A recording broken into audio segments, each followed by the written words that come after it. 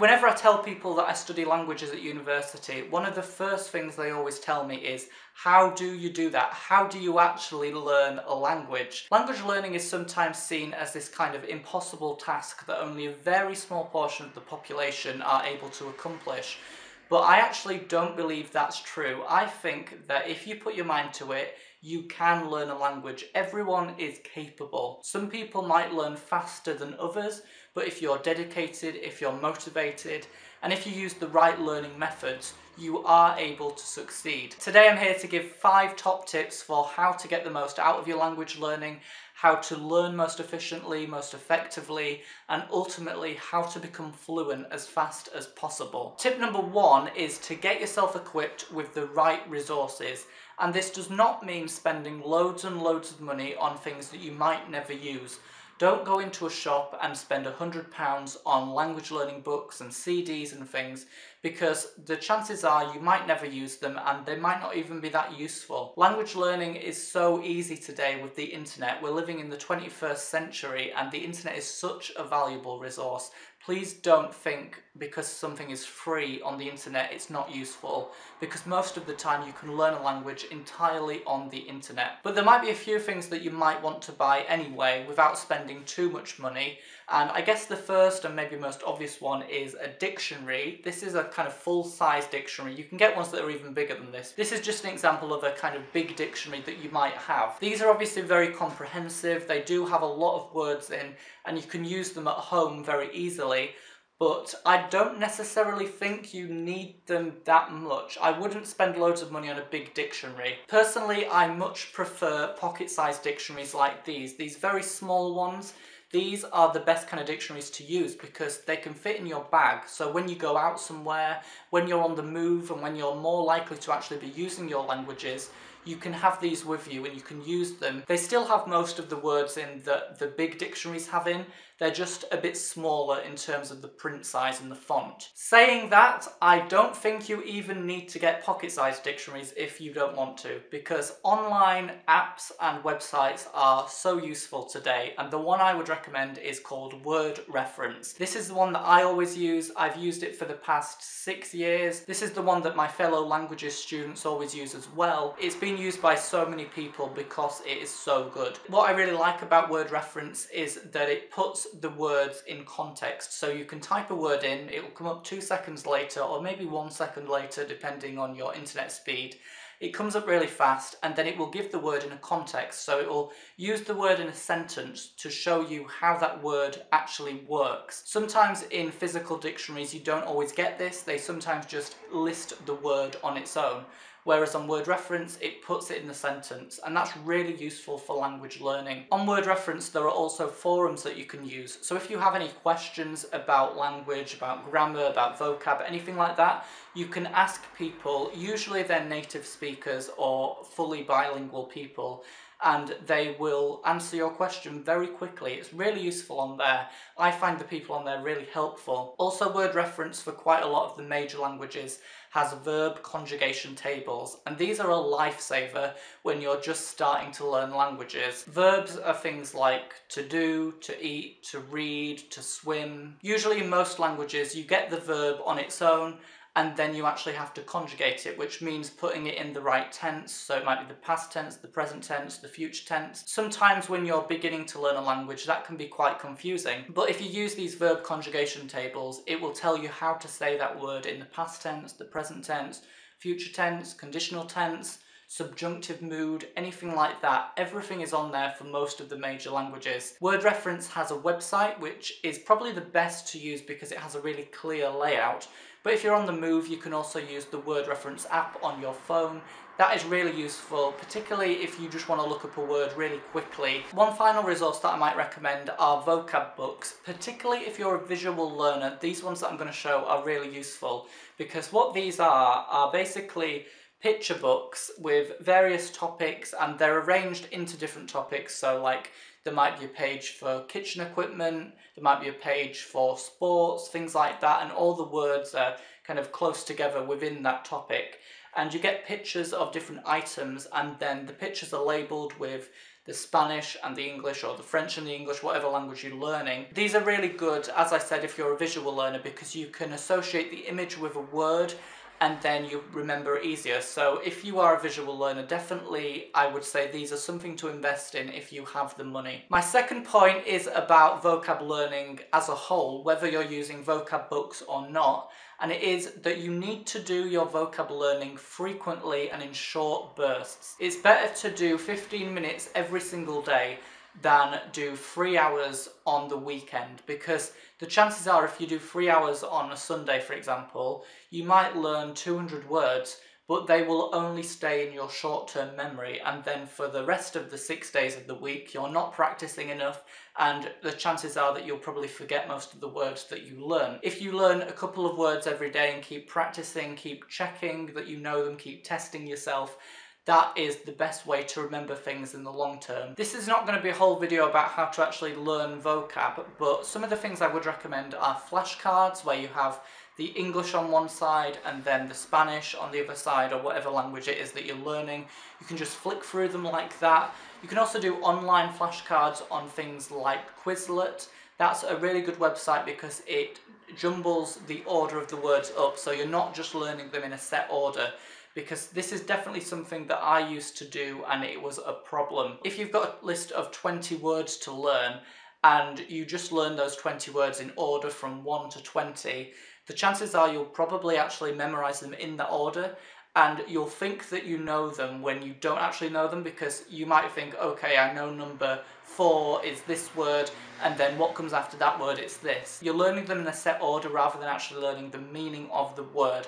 So make sure that you're jumbling the order up all the time. The main thing is that you don't want to be able to predict what's coming next. You want it to be random, and if you just have it in a list and it's the same order every time, you're not going to remember them in a random way. Tip number 3 is to immerse yourself in authentic written materials in the target language. For example, news articles, which you can get online, are a really good way to practice your reading skills.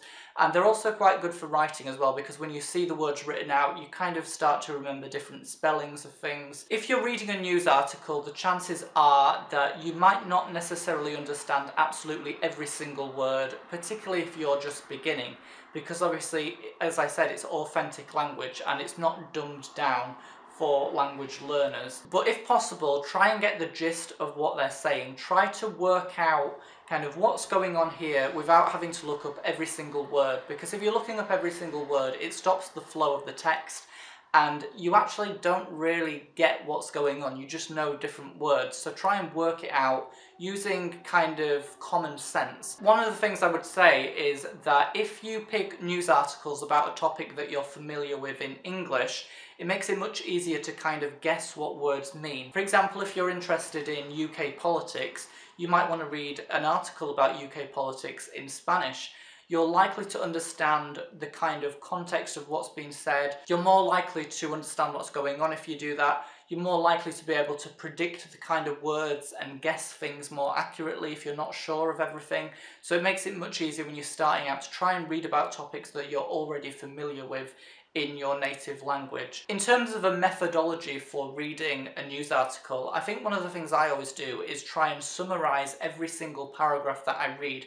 So I read the first paragraph and I maybe think of a sentence, what is happening in that paragraph, and I just write the sentence next to the paragraph to get the overall gist of what's going on. I do that for every single paragraph that I read in the article, and then at the end of the article I go back and look at words that I don't know. Maybe whilst I'm reading I'll highlight certain phrases that I want to look up, but try and look things up after you've read the whole thing, because then you kind of understand what's going on as a whole.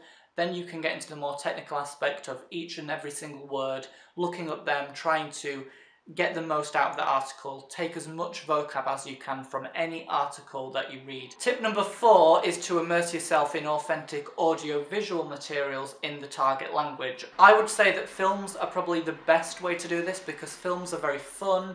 You know, you can really watch a film and enjoy it at the same time as learning a lot of language. Sometimes you don't even realise that you're picking things up. When you're watching foreign films, I would definitely recommend to use subtitles, whether that be subtitles in English, which kind of translate what they're saying in the foreign language, or whether it be subtitles in the language that you're learning, so that you can read what they're saying at the same time as they're saying it, if that makes sense. And then from that you start to pick up words without even realizing. And even if you don't understand absolutely everything that they're saying in a film, it's kind of like when you're reading an article, just try and get the gist of what's going on. And ultimately, even if you don't understand much of what they're saying, just hearing the language being spoken is really good for pronunciation. Also, YouTube videos, again, really good, because you can search for topics that you're interested in and watch videos about those topics. On this YouTube channel, I generally talk about books and I review books and things like that.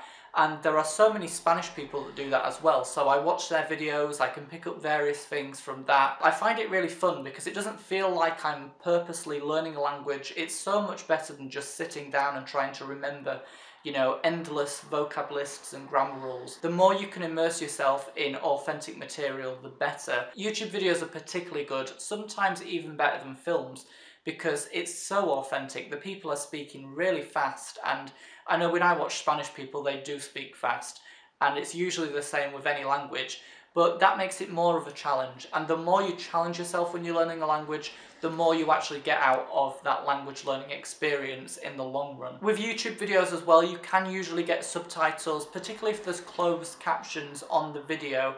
Usually you can see the Spanish and you can read the Spanish at the same time as they're speaking the Spanish. Again, this is good because you pick up words without necessarily realizing that you're actually picking them up. It's kind of like a subconscious thing. You just pick up the words as they're being spoken as you read them in the closed captions. Also, one final thing about pronunciation would be to actually use Google Translate. And this is a bit of a controversial thing for me to say, because I know most people are against Google Translate, and it is generally accepted that it's not the best source to use for language learning. Certainly, I would not recommend Google Translate for translating entire sentences or paragraphs, because it doesn't understand certain words in certain contexts.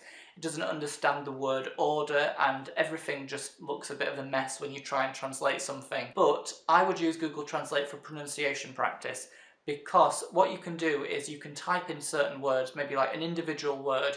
If you're unsure how to pronounce it, you can press the speaker button, and then a person who is a native in that language will speak that word. When they've spoken the word, you can repeat after them and you can keep listening to it. It's really good if you're unsure how to pronounce things, because obviously it's best to try and learn the correct pronunciation of a word from the very beginning. Otherwise, once you kind of get something wrong, it kind of sticks in your brain and it's very hard to correct mistakes like that. So if you're unsure, it literally takes 2 seconds just to check how to pronounce a word. I always did it when I was learning French because I was so bad at French pronunciation. I found Spanish pronunciation a little bit easier, but French was definitely quite hard. So I used to type in certain words, and I always find that quite useful. Tip number 5, which is my final one, is to make friends. Make friends with native people who speak the language that you want to learn, because that is the best way to really learn a language, because you're communicating. You're not just watching someone speak that language in a film or in a YouTube video, you're actually speaking to them. Now with the internet in the 21st century, it's so easy to make friends from all over the world on Twitter. Obviously, a lot of people use Twitter, but there are also various pen friend websites as well, and I'll try and link a few down below so you can check them out. When you start to make friends with people, you can use Skype and you can talk to them. And the great thing about this is that you're kind of forced to be spontaneous. You just need to keep speaking and speaking. One of the most important things, and in fact the thing that I really want people to take from this video, is that when you're learning a language, you must not be scared of making mistakes, because the more mistakes you make, the better you become, because you can learn from your mistakes.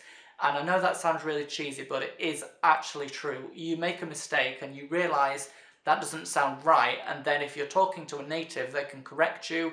The more mistakes you make, the more aware you become of the language as a whole. You become more aware of how the language works, and then you don't make those mistakes again in the future. It's all about communicating, it's all about being spontaneous. Even if your grammar is not completely perfect, if someone can understand you, that is the most important thing. Please don't fret about conjugating verbs all the time. Obviously it's important to do that, but as long as you can be understood, please don't be scared of making mistakes. It's not the end of the world if you make a little mistake, People will really appreciate the fact that you're trying to learn their language, and they will help you if you make a mistake. So everyone, that is it for today's video about how to learn any language fast. I really hope this was a useful video because I'm really passionate about learning languages. I believe that anyone can learn languages if they put their mind to it. So if you're going to be learning languages in the future, or if you're currently learning languages, good luck. I hope that you have an amazing experience. I love learning languages. I think it's such a fun thing to do. It's such a great way to learn about other cultures and different parts of the world as well. When you learn a different language and when you speak a foreign language, it's almost like you're creating a different personality in a way. You're creating a different identity. When I speak Spanish, I kind of have a Spanish identity. When I speak French, I have a French identity. When I speak English, I have an English identity. They're all slightly different people, and I just think that's really cool. If there are any other videos you want me to make about learning languages, let me know down below in the comments. As I said at the beginning, I study languages at university, so it makes sense to make more videos about them if that's something that you would all want. So let me know in the comments, and until then, I will see you all again in my next video.